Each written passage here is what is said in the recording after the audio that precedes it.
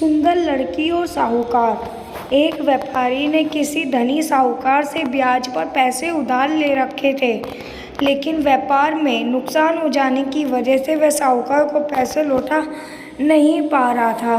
व्यापारी की एक बहुत ही सुंदर बेटी थी। साहूकार बड़ा कुटिल था। उसने सोचा कि व्यापारी पैसे तो वापस नहीं दे पा रहा है, तो क्या ना इसकी परिस्थिति का फ़ायदा उठाया जाए। उसने व्यापारी को एक सुझाव दिया कि अगर वह अपनी बेटी की शादी उस साहूकार से कर दे तो वह व्यापारी का सारा कर्ज माफ़ कर देगा। व्यापारी बेचारा मरता क्या ना करता। उसने अपनी बेटी की सारी बातें बताई। समस्या बड़ी थी। साहूकार अधेड़ उम्र का कुरूप व्यक्ति था। अब उस बेटी के आगे दो ही रास्ते थे। पहला, या तो साहूकार से विवाह करने से इनकार कर दे और अपने पिता को कर्ज में डूबा रहने दे। दूसरा, साहूकार से खुशी से विवाह कर ले ताकि उसका पिता स्वतंत्र से रह सके। लड़की ने साहूकार के आगे एक शर्त रखी कि साहूकार एक थैला लाए और उसमें 2 गोलियां डाले, एक सफ़ेद रंग की तथा दूसरे काले रंग की। इसके बाद लड़की उस थैले से आंखें बंद करके कोई एक गोली निकालेगी।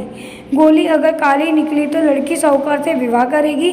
अगर उसके पिता का कर्ज माफ़ कर दिया जाएगा। साथ ही अगर गोलियां सफ़ेद निकली तो भी पिता का कर्ज माफ़ कर दिया जाएगा, लेकिन लड़की साहूकार से विवाह नहीं करेगी। साहूकार तुरंत बात मान गया और जल्द ही एक थैला लेकर आ गया। अब वह जब थैले में गोलियां डाल रहा था तो लड़कियों ने देखा कि साहूकार ने चालाकी से दोनों गोली काली ही डाल दी थी। अब लड़की परेशान हो गई कि अब वह क्या करे। साहूकार का भाड़ा फोड़ भी दे तो वह दूसरी किसी चाल में उसको जरूर फंसाएगा।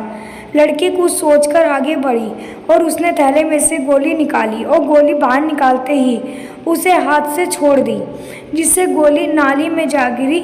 लड़की बोली, माफ़ करना, गोली मेरे हाथ से छूट गई, लेकिन चिंता की कोई बात नहीं, थैले में अभी दूसरी गोली भी तो होगी, उसे देख लेते हैं। अगर गोली काली निकली तो मैंने सफ़ेद गोली उठाई होगी, थैले में गोली सफ़ेद निकली तो मैंने काली उठाई होगी। व्यापारी ने थैले में हाथ डाला तो देखा काली गोली निकली। व्यापारी बोला, आहा बेटी, थैले में काली गोली बची है, इसका मतलब तुमने सफ़ेद गोली चुनी थी। साहूकार बेचारा बोलता भी क्या, अगर बोलता तो चोरी पकड़ी जाती। इस प्रकार पिता का कर्ज भी माफ़ हो गया और बेटी ने अपनी रक्षा भी कर ली। तो दोस्तों, जब तक आप समस्या के समाधान के बारे में नहीं सोचोगे तब तक आप समस्या में ही उलझे रहोगे। और अपने विचारों को खुलने दें, थोड़ा हटकर सोचें। ये सोचें कि समस्या का हल है तो मेरी समस्या का भी कोई ना कोई हल जरूर होगा।